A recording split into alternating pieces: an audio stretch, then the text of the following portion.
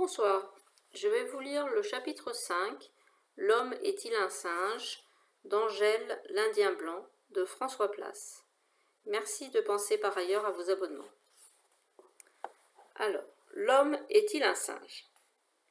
Je me précipitai en bas de mon perchoir, il y avait un attroupement sur le pont.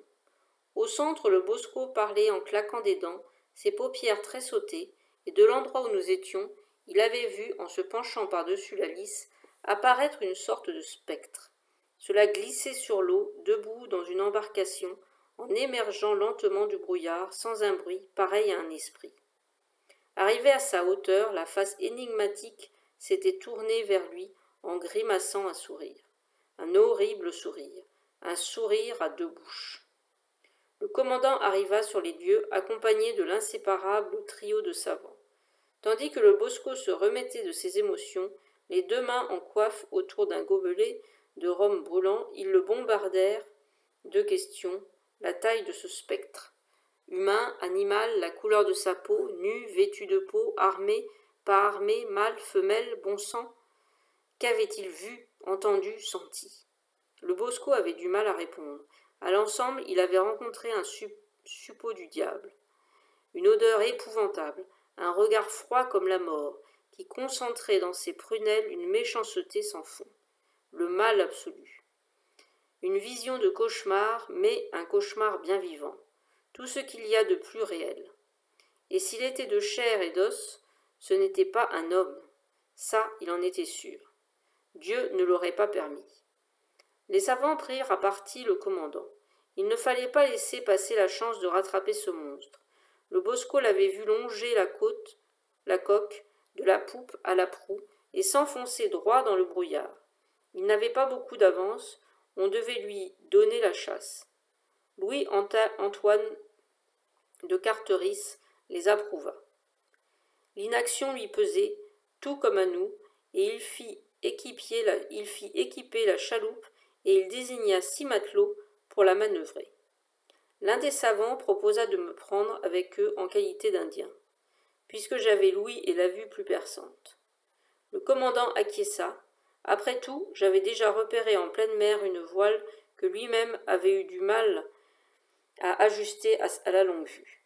Tout fut exécuté au moins d'un quart d'heure, et la chaloupe mise à l'eau, affrétée d'un mât et d'une voile aurique, pourvue en vivres et eau potable, de quoi tenir quelques jours. Un par un, nous gagnâmes nos places sur les bancs, avec les armes, les munitions et les coffres contenant les instruments apportés par les savants. Notre chaloupe s'enfonçait jusqu'à la ligne de flottaison. Le Bosco dégagea d'une main la barre du gouvernail et repoussant de l'autre la muraille du Neptune, il nous mit dans l'axe de la direction prise par l'apparition. Quelques coups de rame suffirent à effacer la silhouette du grand vaisseau, resté en arrière sous les ordres du second. Le Bosco, l'œil rivé sur une boussole puissamment éclairée par une lanterne, veillait à garder le cap le plus droit possible. Le commandant avait décidé qu'on tirerait sur cette ligne invisible aussi loin que permis, en pariant sur le fait que nous pourrions rattraper assez rapidement la barque fantôme.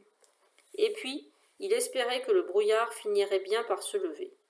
On n'entendit plus que le plongeon lentement cadencé des avirons et la voix du matelot chargé de jeter la sonde de loin en loin pour relever la profondeur du fond.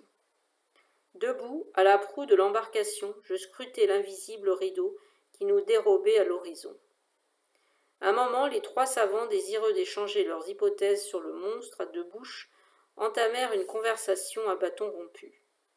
Ils parlaient vite, avec des mots incompréhensibles, et pour la première fois, je m'intéressais à leur visage et à leur voix. Plus tard, je saurais quasiment tout de chacun d'eux.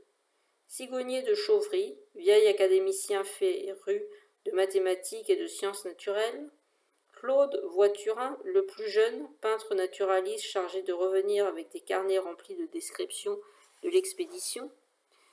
Je l'avais déjà vu croquer au vol des oiseaux et il avait même un jour fait mon portrait.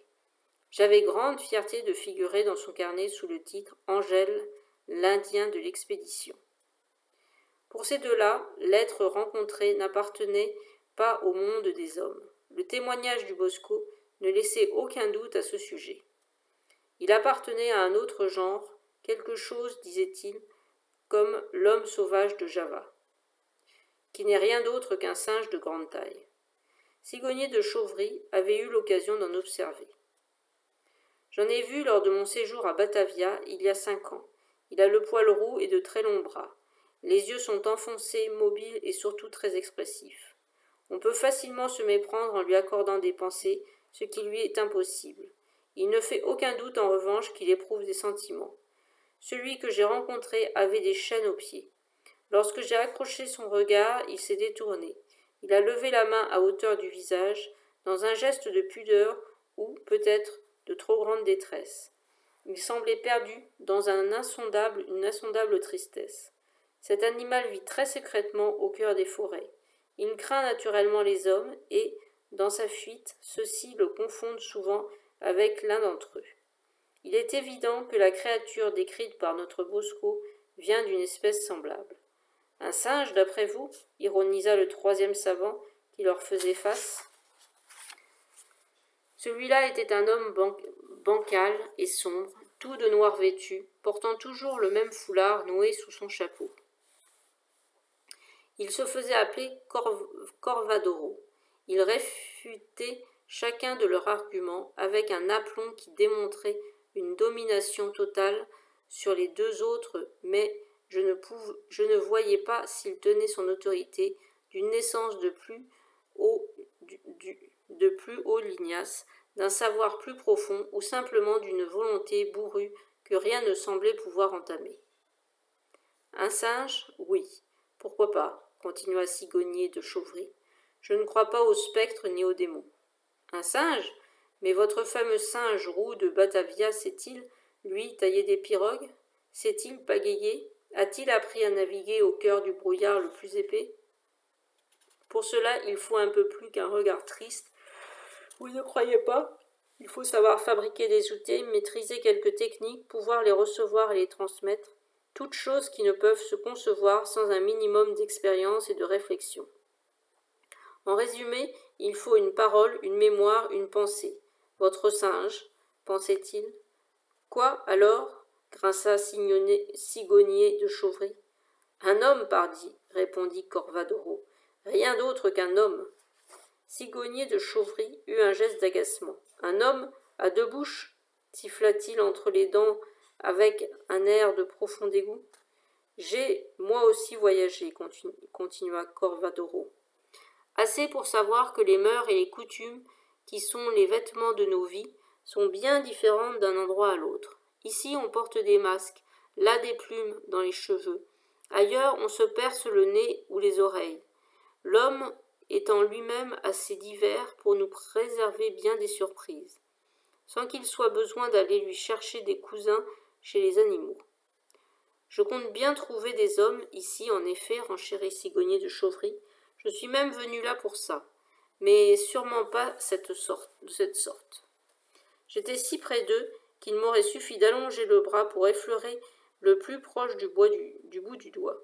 Et pourtant, j'en étais séparé par une distance incommensurable, sur une échelle qui va de la brute à l'esprit le plus civilisé. J'occupais naturellement le barreau du bas, d'une race inférieure à celle du Bosco, qui subissait à son tour un écart aussi grand vis-à-vis de son commandant, oui, Antoine de Carteris, lequel, par sa naissance, était d'un sang moins noble que celui de Sigonier de Chauvry. Dans cette embarcation, perdue au milieu du brouillard qui portait 2 officiers soucieux, 6 matelots silencieux, 3 savants en grande conversation, et moi, jeune indien de sang mêlé, rien, absolument rien, ne me permettait d'imaginer un seul instant que nous faisions partie de la même humanité. Ce pourquoi, en définitive, la nature humaine ou animale de la créature rencontrée m'était de peu d'intérêt. D'ailleurs, la controverse s'épuisa, faute d'arguments définitifs. Je m'étonnai d'avoir pu en saisir l'essentiel, et je compris que ma mère, si jeune, avait reçu cependant assez d'éducation pour me transmettre non seulement l'enchantement des contes de son enfance, mais aussi les délicats engrenages de la réflexion. Maltraitée, battue, maîtrisée au sein de cette petite tribu d'indiens brutaux et meurtriers, elle n'avait cessé de les observer et de chercher à comprendre. Elle ne prétendait pas se sentir d'une essence plus élevée, mais elle reniait la condition qu'on lui faisait de vivre comme une bête. Elle refusait de se croire vaincue. Elle gardait le chant de sa langue, elle me le faisait aimer, même ici, loin de tout, j'étais entourée de sa confiance. J'en étais là de ma rêverie lorsque je crus distinguer un froissement d'air qui me fit dresser l'oreille. D'un signe, j'alertai le bosco. L'instant d'après, 3 canards passèrent en volant devant notre étrave, mais ce n'était pas ça. Ils apparurent d'un coup, sortant de la brume, dans un silence impressionnant.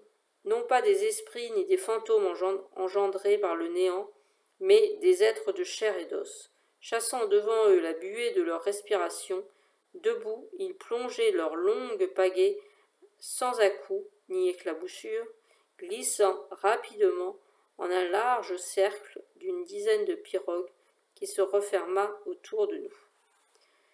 Fin du chapitre 5. Angèle l'Indien blanc de François Place. Merci pour vos abonnements.